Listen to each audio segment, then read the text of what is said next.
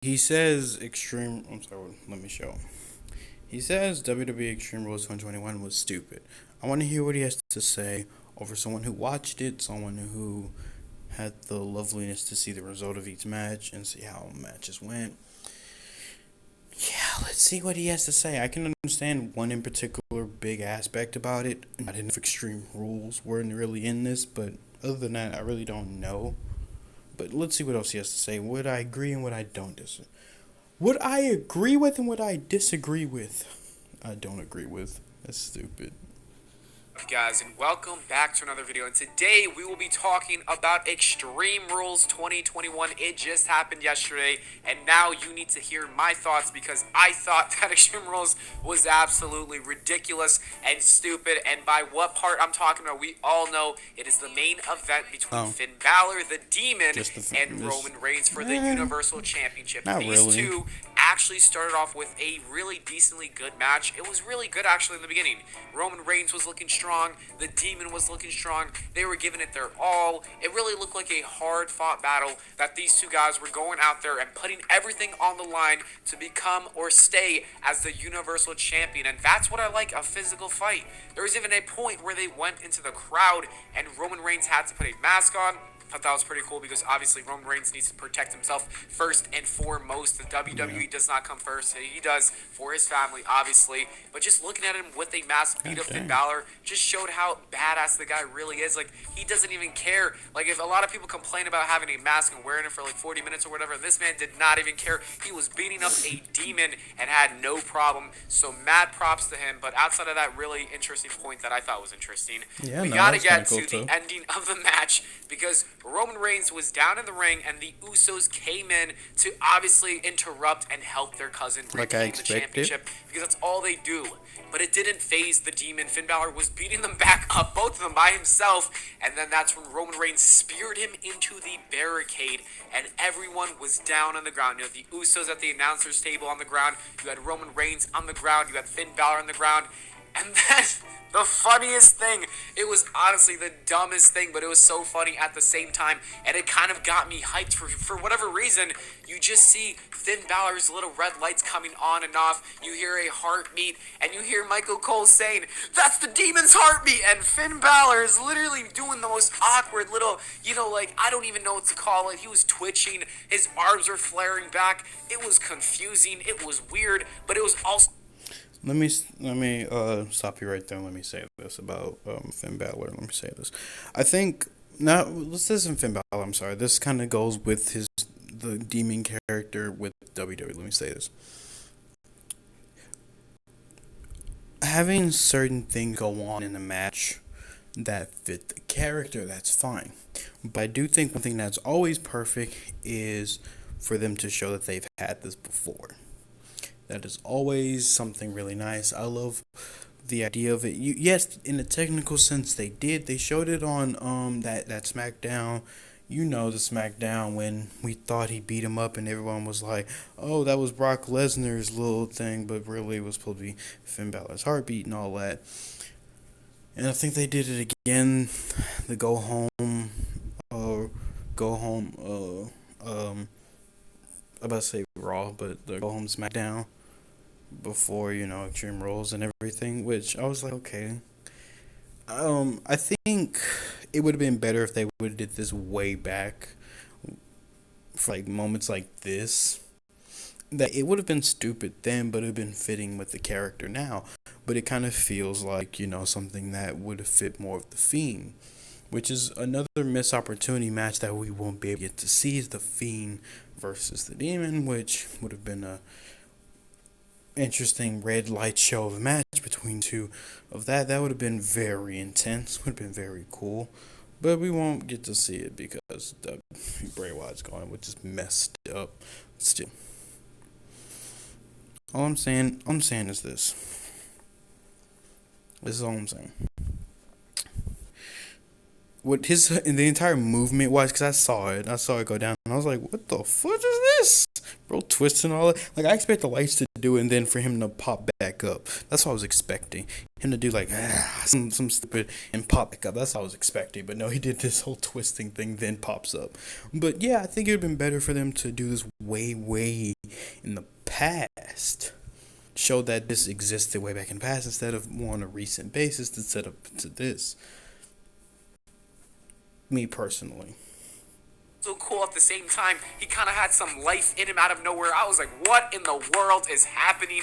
He put Roman Reigns through a table by hitting him with a dropkick, and Roman Reigns jumped in the air. This was honestly the absolute funniest thing I have ever seen in a main event match, but I was low-key digging it. Like, I don't even know how to explain it. It was funny, but it was cool at the same time, and that is when I actually had a very tiny piece of hope that Roman Reigns might actually win the Universal Championship. Like, I almost fell for it. I thought the guy was going to do it, and he got on the top turnbuckle. You mean Finn Balor? You said Roman Reigns. Wait, did he? Let me make sure. A very tiny piece of hope that Roman Reigns might actually win the Universal Championship. Like, I almost Yeah, you meant Finn Balor, bro, but yeah, keep going. fell for it. I thought the guy was going to do it, and he got on the top turnbuckle, and then the turnbuckle or the top rope just... Yeah, that whole thing of it just breaking out of nowhere and nothing else about that was kind of weird. I hope it's not one of those situations where we just don't get an answer to. Hopefully... Oh, what's today? Thursday. Today's Thursday. Oh, it's not great. Hopefully we get an answer to it tomorrow, and that'll be kind of cool. That'll be kind of cool to get an answer to that. But other than that, that's what I want. I want an answer to explain what's going on, explain why that was going down. Why did that happen? That's what I want. But if we can't, I guess, but I prefer an answer. collapsed. It just broke off, and that is when everything took a turn for the worse, because what was the point of that? It makes literally zero sense why that top turnbuckle would break. Everyone was confused. Finn Balor was waiting on the top turnbuckle, waiting for it to break, and I was like, oh my god, this looks so bad. And why did it break? That's the better question. Why did that thing break? No one will ever understand or know the reason. It's I think one obvious thing could have been it was loosened before the match happened. It could have been loosened somewhere during the match. It could have, you get what I'm saying, that there could be more pieces to the puzzle that we're just not seeing. It could have been the match before. It could have been secretly teamed up with the Bloodline. You get what I'm saying? Like, things like this could have already been set in motion.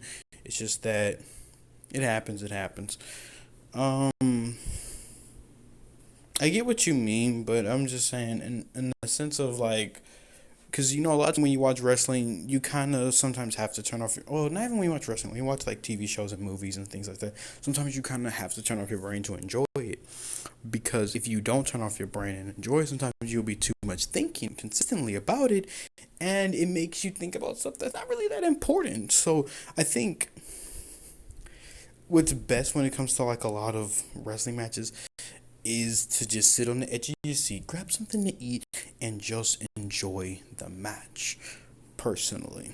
Because we may say we want this, but we may not actually need it at that particular moment. Maybe for another time, another day, but no.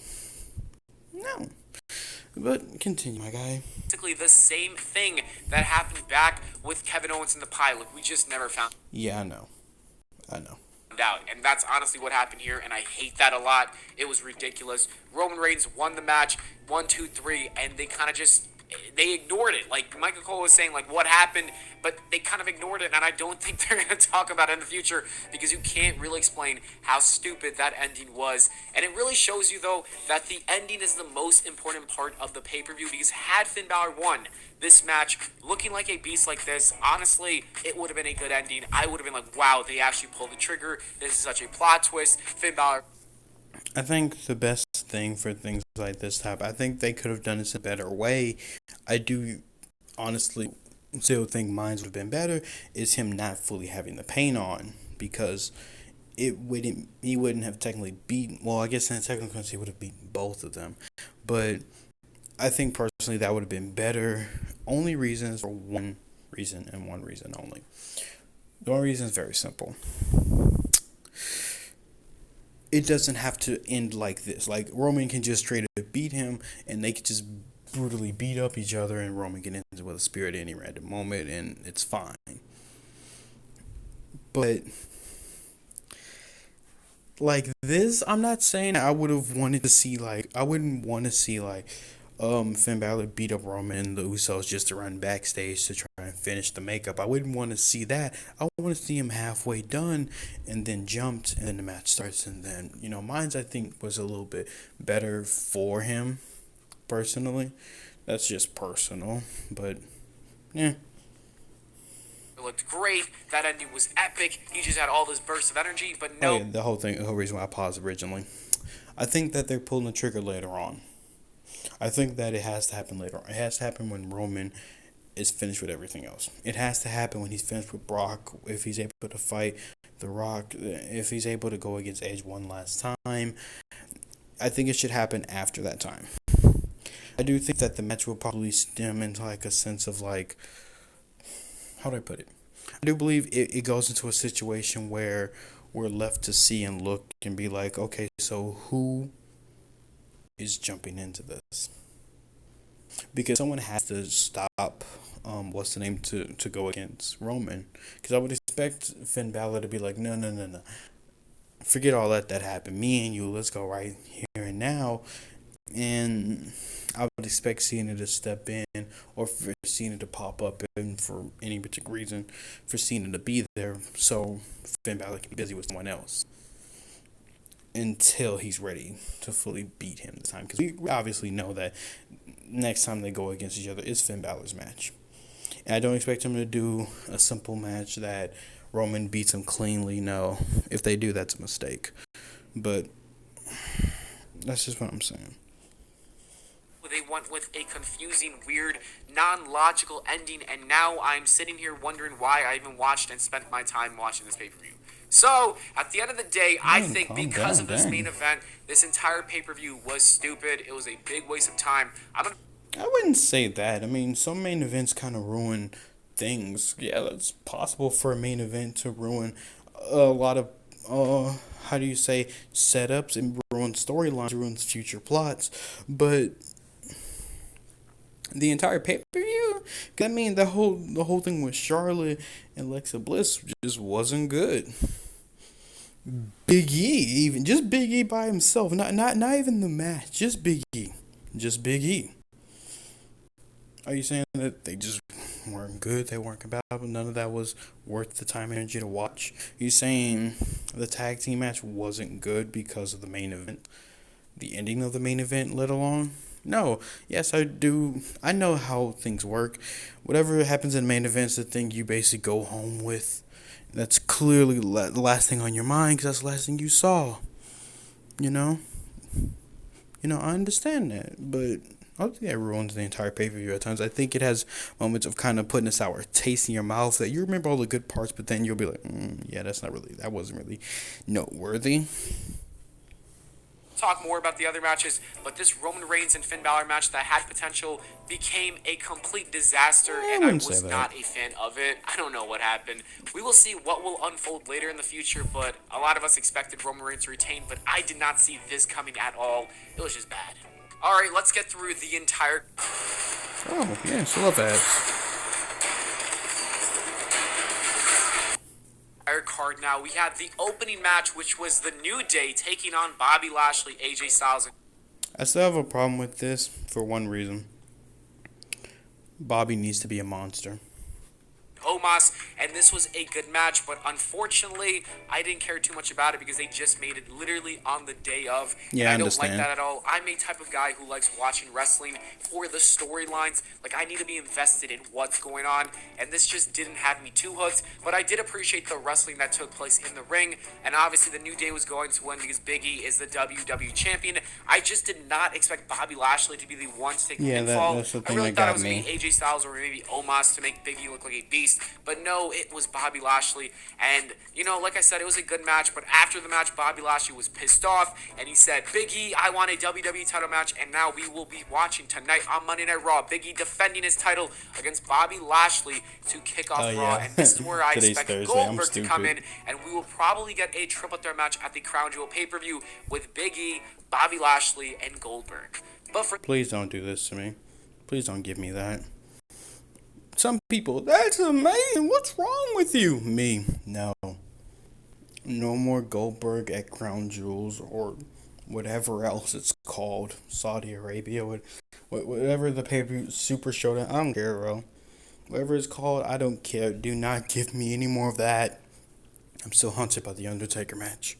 This six-man tag team match, it was fun, it was good, it just didn't have too much of a reason to happen, Yeah, I mean, you I know? understand. After that, we had the Usos taking on the Street Profits for the Fantastic tag team match showing why WWE should take tag teams a little more serious and could be, a really good thing for them. But because a lot of times they forget about titles, the women's championship does have barely any development or really any reason to exist at this point.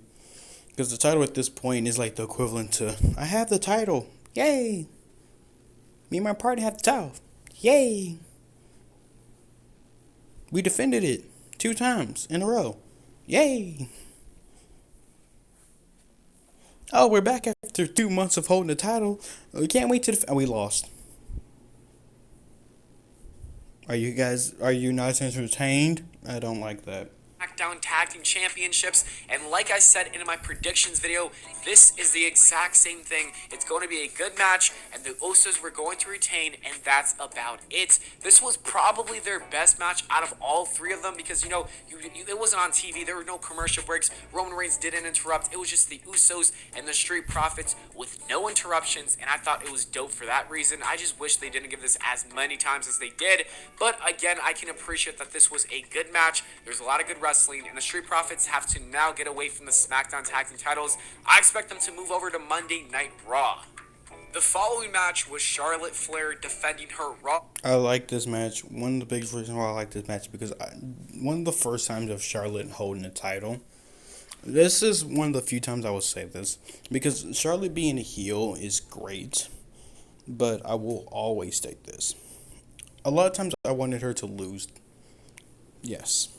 She goes against anyone and everyone. I a lot of times want her to drop the title. This is one of those times where I was like, do not drop the title to her. I refuse to sit through this. Beat her to the point. Beat her like Shayna Baszler should have beaten her and take the absolute evil little demon girl with the doll out of her and make her fight as the goddess all over again. Or whatever else she wants to be. The Harley Quinn of it. I don't care. Women's Championship against Alexa Bliss, and the match was alright. It wasn't anything too special, but I will say I loved it. The ending when Charlotte Flair destroyed Lily, because you guys know my thoughts on Lily. I'm not a fan of Lily at all, so it was nice to see her getting ripped apart. So thank you, Charlotte. This is why you're the GOAT. I don't make the rules here, all right? I wouldn't say GOAT. After that, we had a triple threat WWE United States Champ. I'm gonna always state this once again. I love me some Jeff Hardy. Just like anyone else, Sheamus to me should be in another dominant role for a longer period of time, personally.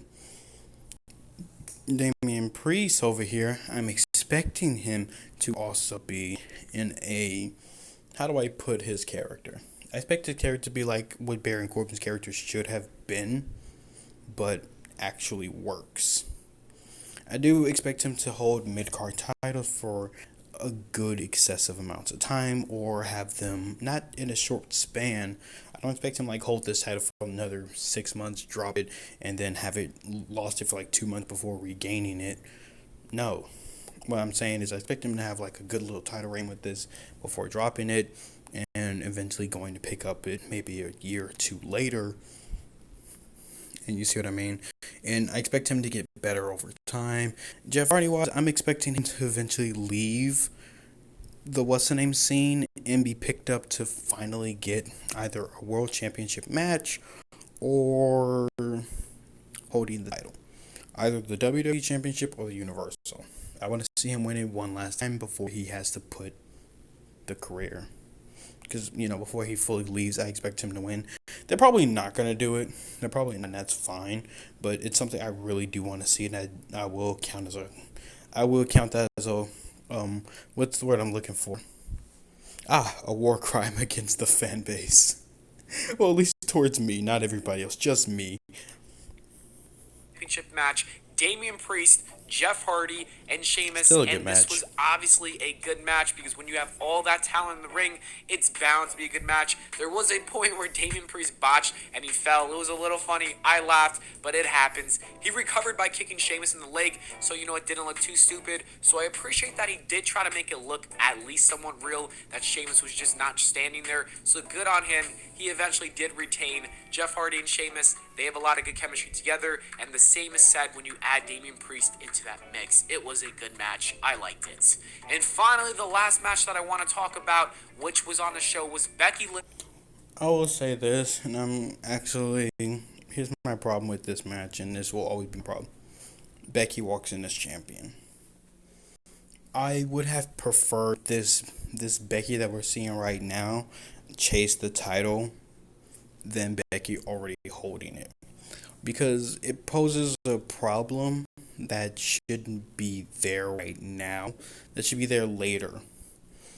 Bianca's title reign to me could have, it felt like a filler title reign if this is how it was going to end. That's my problem. It's not because of her skin tone. It's not because she's a woman. It's not because she's a muscular woman. It's because of this. She's a female that won the title that a lot of people been wanting to see win the title. I wanted her to win the NXT Women's Champion. Not the NXT Women's Champion. The NXT Women's Championship. I wanted her to beat Shayna Baszler. I wanted her to beat Asuka. I wanted her to beat whoever was champion at that time, if she was there or not. But then when she was drafted, it was fine. I wanted her to have these great matches, and I couldn't wait for her to. And now she's in the spot where she can. My problem will always stand the goddamn pay-per-view where, how to put this? One good thing that they could done is just show Becky Lynch's comeback. Becky Lynch comes back and she doesn't just volunteer to jump in the match just to take out, I forgot her name. Oh my gosh, I forgot her name. And I loved her character when she was with. And so, oh my gosh, I'm so sorry. I forgot her name. How did I forget her name? She was one of my favorite female wrestlers at one point. Oh my gosh. Bella. Bella is money. Oh my gosh, I'm so sorry. I messed up, but I'm so sorry. I'm so sorry. She's one of my favorite. I can picture her face. I can picture her doing the moonwalk and stuff. But I cannot remember her name, and it gets me so much. Alright, it's fine. We'll just keep moving. Carmella. Oh my gosh, it took me so long. I said Bella. I remember Carmella is money. I said Bella is money. That's what I was thinking in my head. Carmella. I would have preferred the match to been Carmella versus Bianca, and that would have been a fine match to me. I think it could have been like kind of decent match. Then Becky Lynch could have came out and been like, "I'm next for the title." Like that would have been nice. But her just immediately winning is like, okay, I'm leaving the table now. This match by itself, I will always say, the match is going to be good. But I would prefer to see a desperate Becky at the moment and a also desperate Bianca. And then with Sasha coming back also makes the problem of, okay, so it's a triple threat. Thanks, I guess. There's still too many problems with that. I wanted to see Sasha Banks versus Sasha Banks versus Bianca Belair, the rematch, and seeing how they treat her. But seeing how they treated her for a return for a arguably bigger star is really bad, personally. But I guess we'll see what else they have to do, and that's how I'm gonna judge it off of that. What else they do? Let's see what he has to say. Versus Bianca Belair for the SmackDown Women's Championship, and I have a few things I want to say about this match. First off, Becky Lynch looks incredible. It honestly feels like she didn't even have a baby, because a lot of people who come back from pregnancies take a while to get back in the shape that she's in right now, so it's phenomenal to see Becky Lynch look like that in the ring. The second thing I want to say is that Bianca Belair might be the best women's wrestler in the WWE. Like, I'm for real, when she's in that ring, she can have a good match with anybody and do some of the craziest things that I've never seen done by people in general. She is definitely the strongest and most athletic person in the women's division, and that's probably why I really love her wrestling style. Also, Becky and Bianca have really good chemistry together. I love the match, even though there wasn't a clear winner. It was good. And the last thing I want to say is that Sasha Banks is back, and when we get Becky versus Sasha versus Bianca Belair at whatever pay-per-view, that is. I'm not gonna lie, I'm kind of disappointed because I wanted to see the rematch between Bianca and Sasha, but I guess I guess I wanted to see part two before I see got during three. I got during three-way match that I don't really care too much for, and I probably will after Sasha Banks calls everyone a female dog. Yeah, because I'm sorry, I still can't get over how many times she really said it. Because at this point, this becomes her character. I expect her to just say that she's the best of all the female dogs or something like that. Sorry. Only reasons because I'm trying not to cuss here, but you get what I'm saying. But it's fine. It's what's happening. It's nothing we can really do except sit and just look at it and be like, I don't like this, but I like wrestling, so I guess. Oh, and speaking of that, congratulations to Sammy Guevara for finally winning the TNT Championship. It was really amazing. I love the post. The post had me confused at first because I saw his post on Instagram of him winning, and I was like, what? He fought, but it shows him crying, but it also shows him flexing muscles. I'm so confused. Oh, he won the title. Okay, great. I was so lost. But congratulations to him. Really proud of him. But yeah. It's going to be a damn good match. I cannot wait. Oh, Anyways, that is it for the video, guys.